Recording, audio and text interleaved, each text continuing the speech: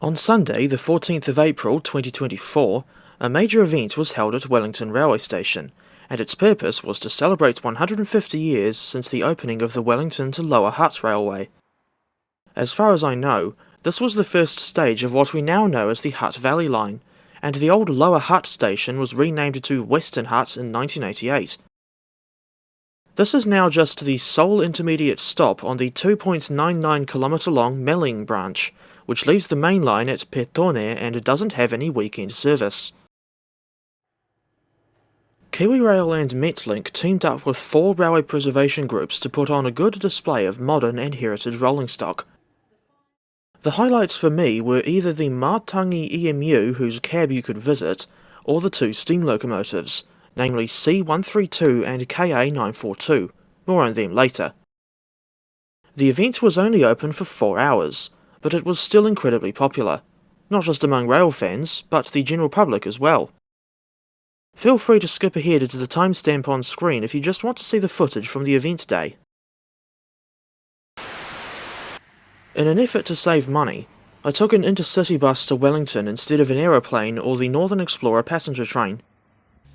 These shots were taken during the stop in Rotorua, where I found out that this city also uses Enviro 200s on their local bus routes. Later, we stopped in Taupo, and there was enough time to walk over to Ruapehu Street and photograph the iconic McDonald's DC-3 aeroplane, although the restaurant was further away from the bus stop than I thought. And thinking back to the bus itself, while this is certainly more affordable than a ticket on a plane or the Northern Explorer, the one thing I didn't like about the trip was the absurdly long journey time, even though that was to be expected. Many hours later, we arrived in Wellington. The bus went along Aotea Quay, which allowed for this shot of a convoy of 9 locomotives parked in the nearby sidings. The locomotives in question were DFTs 7008, 7132, 7051 and 7036, along with DCs 4346, 4409, 4726, 4041 and 4571. Apparently, the DFTs were waiting for export to South Africa, and the DCs were bound for Zimbabwe or South Africa, but don't quote me on that.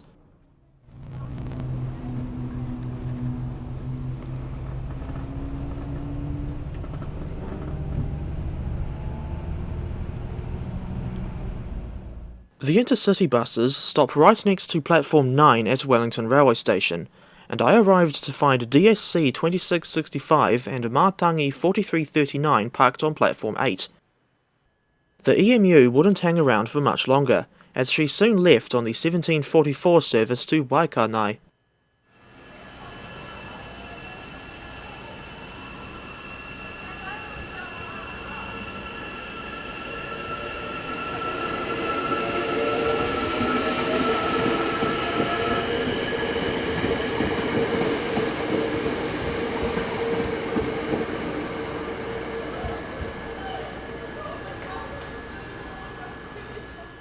Meanwhile, across the ditch in Melbourne, 2 Victorian Railways 460 steam locomotives were running some shuttle trips between Essendon and Flinders Street. They went through Mooney Ponds at the same time I saw Matangi 4339 leaving Wellington Station, and up front was A2 class number 986, with D3 class number 639 at the southern end of the train.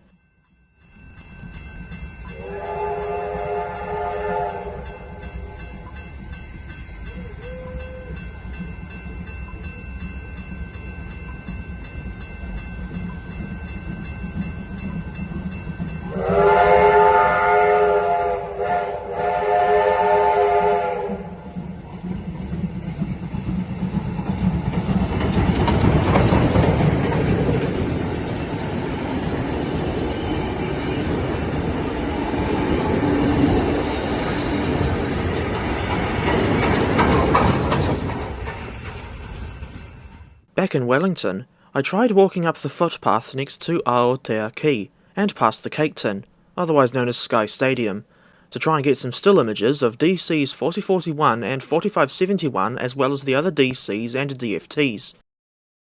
It was difficult to pull off because gaps in the traffic weren't very common. I got back to the station just in time to see DFB 7200 bringing in train 1615, the 1645 Masterton to Wellington service, with DFB 7064 up at the other end of the train.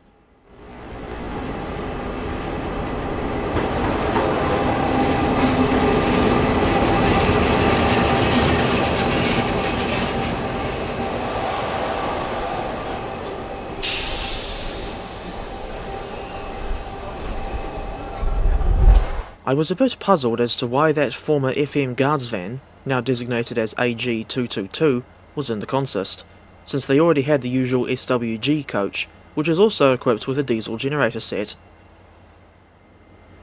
These weekend Wairarapa line services only have a 30-minute layover in Wellington before heading back to Masterton, or at least that's what the schedule allows for. Sometimes the layover can be quite short depending on how late the train's running.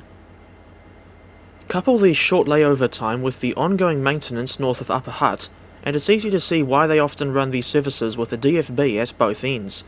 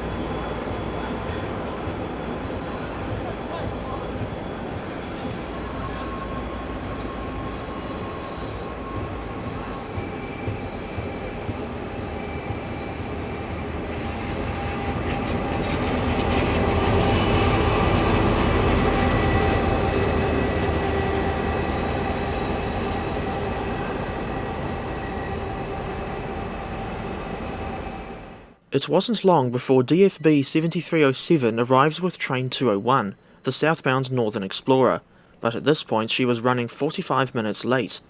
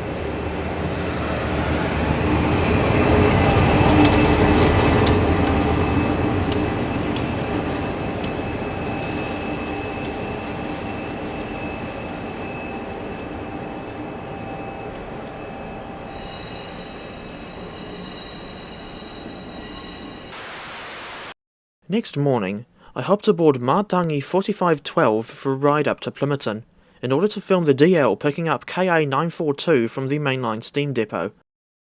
Somehow, a pigeon also made it on board the train, but I have no idea what happened to it after this photograph was taken.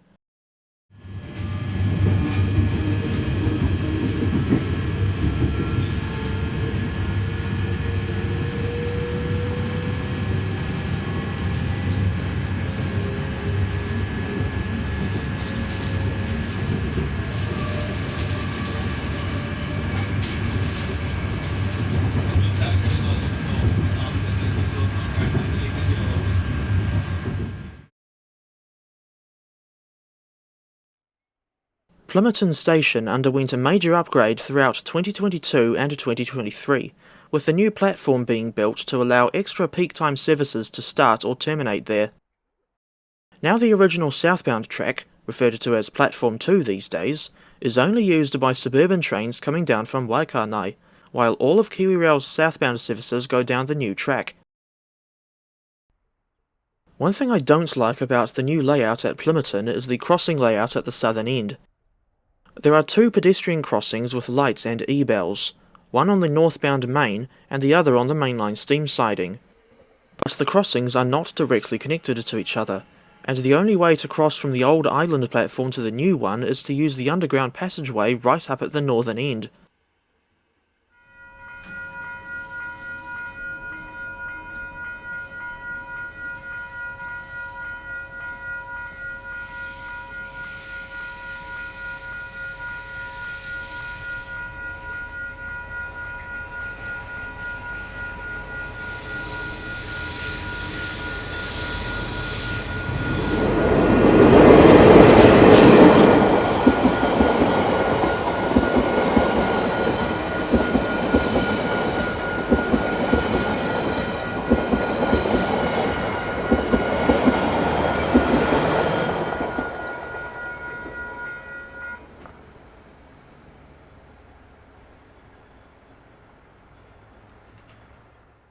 At 8:52 am, DL 9233 arrived with Steam Incorporated's contribution to the Hutt Valley 150 event in tow. Their contribution consisted of diesel locomotive DA 1410 and two 50-foot steel body passenger coaches, namely AAs 1783 and 1769.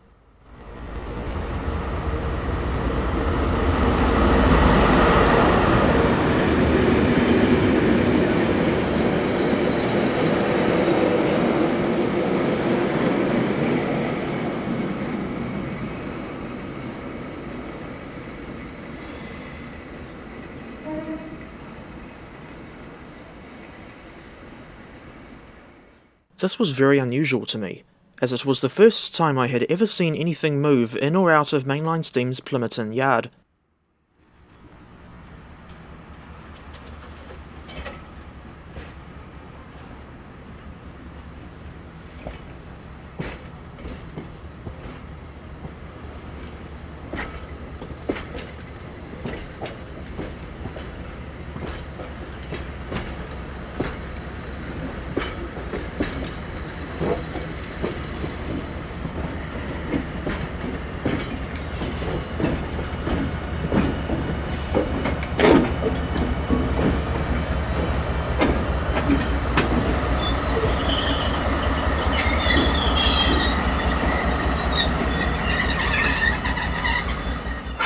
Besides KA942, the DL was also picking up FM 3010 and AO 215, the latter being a modified 56-foot coach with a big observation window at one end. As for the FM, I think she was once used as an observation/luggage coach on the Transalpine.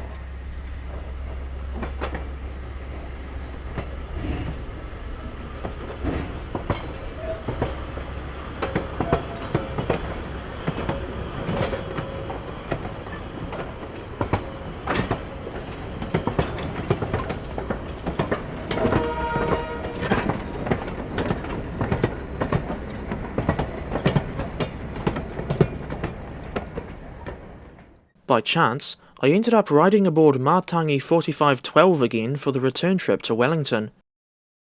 I went up on the 7:44 AM ex-Wellington service, and now 4512 was running the 9 AM ex-Waikanai service. I arrived back at Wellington Station to find something very special displayed on a truck trailer. This is C132, an 042 saddle tank locomotive built by Dubs & Co. of Glasgow, Scotland in 1875. She was one in a class of 16 engines, but they weren't built as 042s, with the pony truck being a later addition to the design as, without it, the Cs were very unstable due to the long overhang past the rear axle.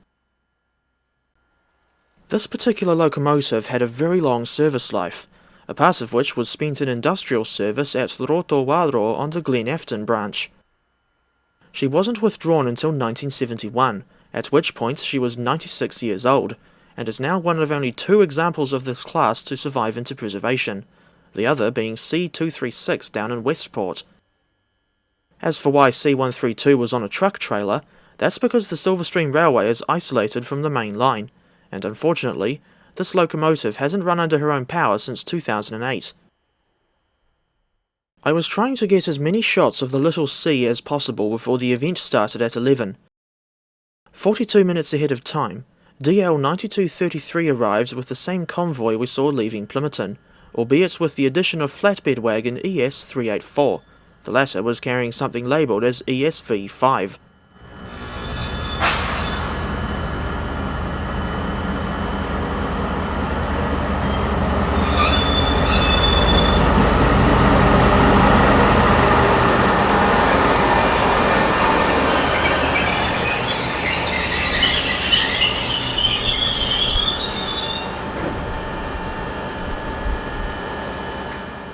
I've heard of these bizarre contraptions before, and I'm pretty sure ESV stands for Electric Service Vehicle. This thing can run on or off the rails, so it's quite versatile for shunting at Hutt workshops. And indeed, I'm pretty sure KiwiRail uses some of these things at Hutt workshops to replace TR56, an ancient 040 diesel shunter built in 1936. Seeing KA942 as part of the event was very significant, even though she wasn't in steam. This was the first time I had properly seen this locomotive out in the open, and the last time I saw her at all was in October 2022. But on that occasion, she was in a cramped shed at Plympton with DJs 1228 and 1229, as well as JA 1240, KB 968 and EW 1805 for company. This massive, or at least massive for 3-foot 6-inch gauge, 484 tender engine was built at Hutt workshops in 1940, and is one of only 3 KA-class locomotives to survive into preservation, out of a once 35-strong class. They were originally built with ACFI feed water heaters, hence the unusual streamlining, or as I call it, imitation streamlining. The ACFI equipment was eventually replaced by exhaust steam injectors, although 942 has had the streamlining reinstated in preservation. I remember hearing about 942's initial restoration being carried out at the Glenbrook Vintage Railway in the early 1990s, and more recently, she was based at Mainline Steam's Christchurch depot. But the group had to vacate the depot in the early 2020s, with KA942, JA1240 and KB968 being transferred to Plympton as a result. For a variety of reasons, KA942 hasn't run any mainline excursions for what feels like the better part of a decade. Personally, I would have preferred to see one of the newest DLs, as in any of the 10 from that batch that arrived in 2023, at the event, instead of this one from the batch that arrived in 2013, but it is what it is.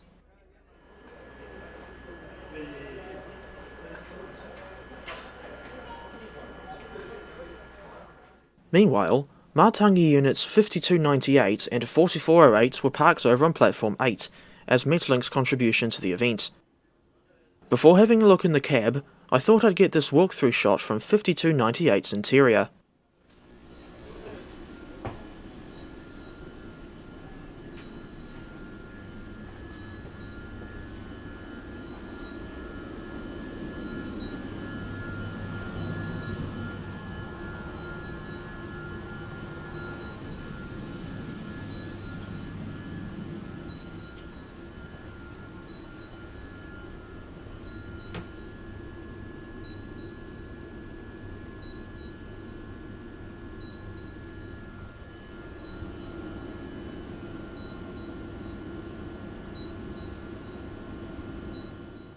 I was pleasantly surprised to find out that the Matangi cab was open to the public, since I never thought I'd get to sit in the driver's seat as a bog-standard rail fan.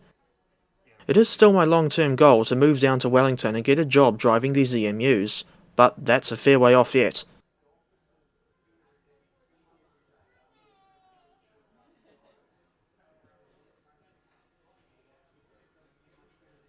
An actual driver was on hand to show visitors around the cab and explain what the different buttons and levers did.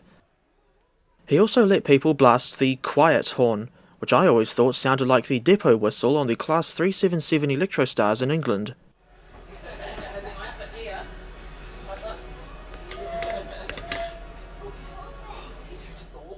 And here's an example of what the loud horn on a Matangi sounds like.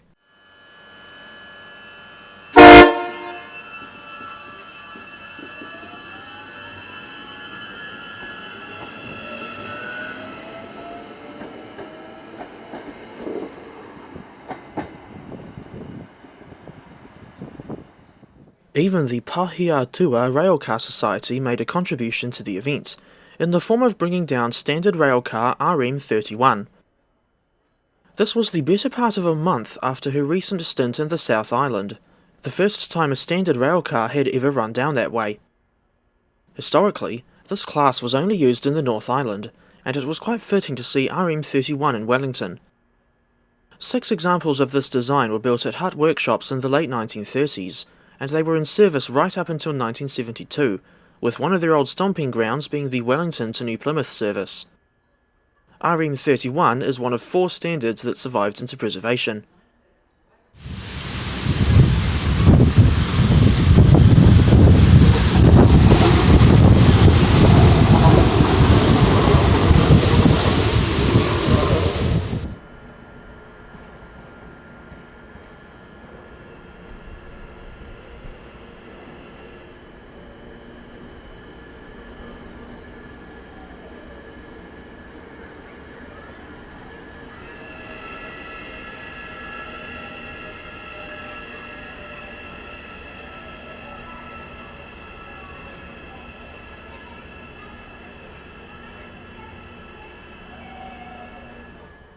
Of course, visitors were allowed to look through RM31's interior, and even sit in the driver's seat at either end.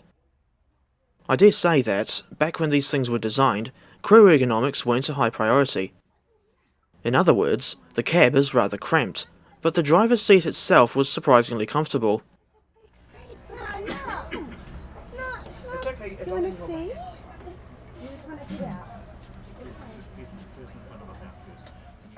And it's not often you get to film a Matangi EMU from a railcar's cab. This unit was 4190, running the 11:35 service to Upper Hutt.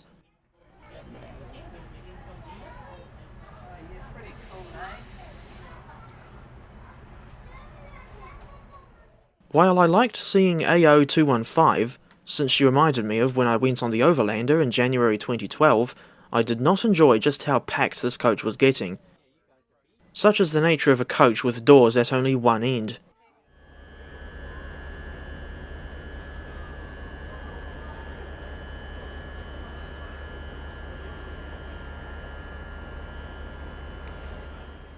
Standing on FM 3010's observation deck reminded me of the heavily rebuilt FMs up at the Gisborne City Vintage Railway, and all the other bizarre rebuilds of these old guards vans, for that matter.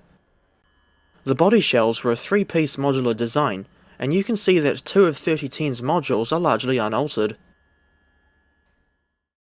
In the case of KiwiRail's AKV observation/generator and AKL luggage vans, used on their long-distance passenger services, these are former FM vans that were so heavily rebuilt that there is barely anything left of the original design.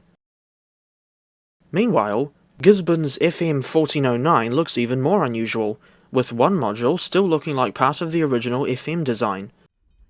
The other 2, numbers 9 and 14, were fully rebuilt as coaches instead of 1409, which looks like a car van or brake coach, whatever you want to call this arrangement.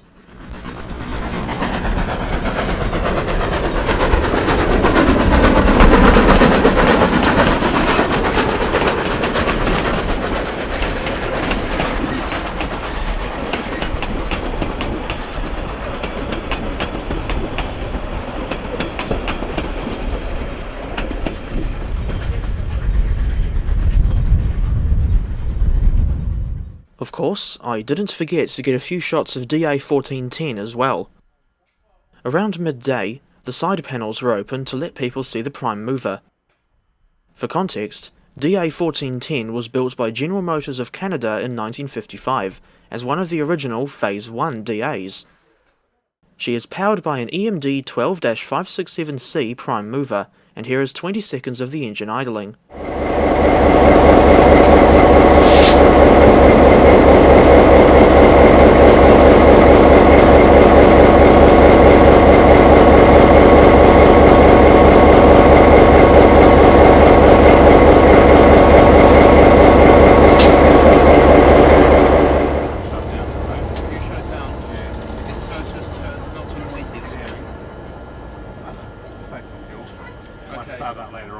Okay, yeah, good idea, man. Hey? No, heard it.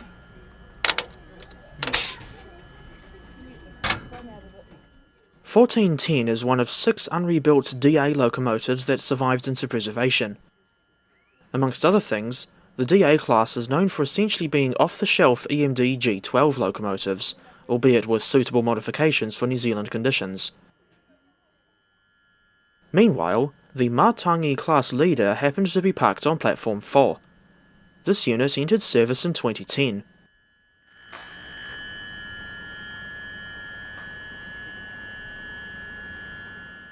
I also had a look inside AA 1783, Steam Incorporated lounge car. She was built at NZR's Otahuhu workshops in 1933, originally as a bog-standard second-class coach. The refit as a lounge car didn't take place until her overhaul between 2012 and 2018. I thought that this looked a bit like New Zealand's version of the Orient Express, and said as much to some of the other visitors when I was chatting to them.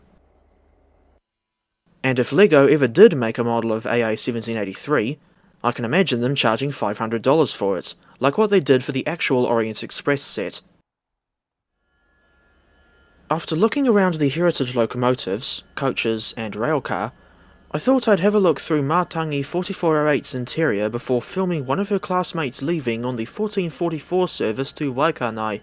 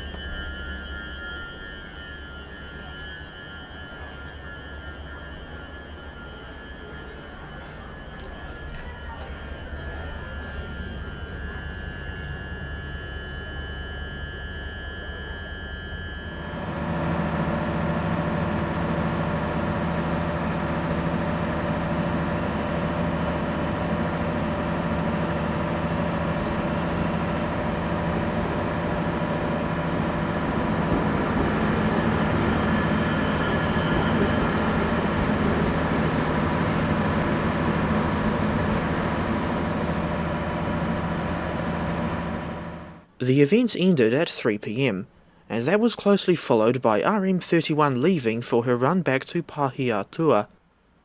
She had to go via Palmerston North due to the current closure of the Masterton to Pahiatua section of the Wairarapa line.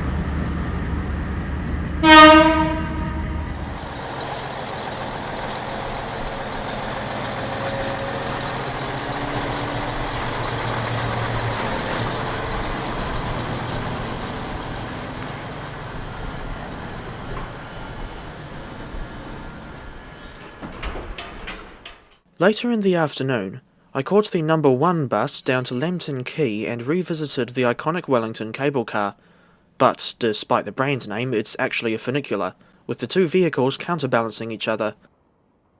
This line will get its own dedicated video before too long. Last but not least, I randomly decided to go up to Similar Crescent on the Johnsonville line, and film some of the last train services before that evening's rail replacement buses started running.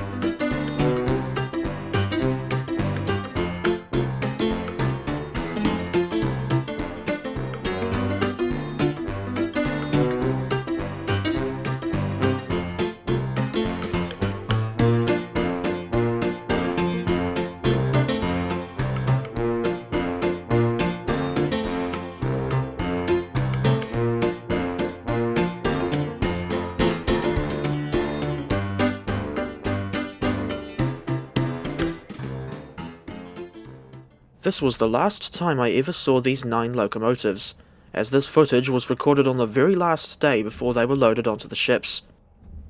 Farewell, old friends.